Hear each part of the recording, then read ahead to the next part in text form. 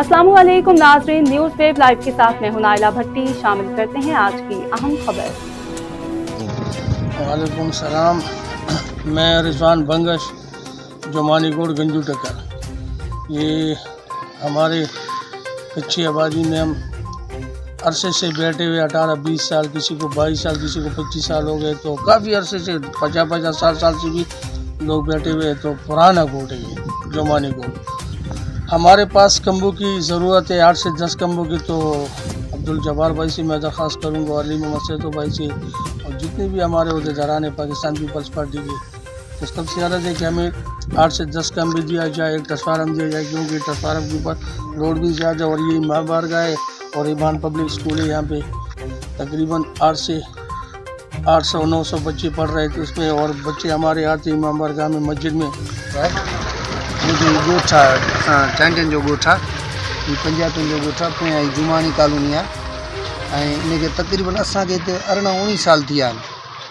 असां रोज़ इन्हनि MPMN खे चऊं था साईं महिरबानी करे असांखे 5 खां 8 खंबा असांखे लॻंदा, महिरबानी करे असांखे 8 खंबा लॻाए ॾियो, तो 50 वारो ट्रांसफार्मर ॾियो।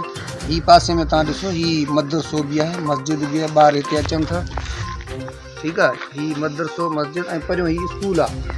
हाणे इन में ॿार असांजा अचनि था, हितां पासे में रांदि खेॾनि था, क्रिकेट वारी रांदि बि खेॾनि था। जो अचानक ॿार को हिते इन तार में फासी वञे त पोइ असां इंतिज़ामिया खे ऐं हिनखे सरकार खे असां कसूरवार कंदासीं। ॾिसो ही असां ग़रीब आहियूं, पाड़े में सभु नंढा वॾा कंहिंजा ॿार आहिनि, बच्चा आहिनि।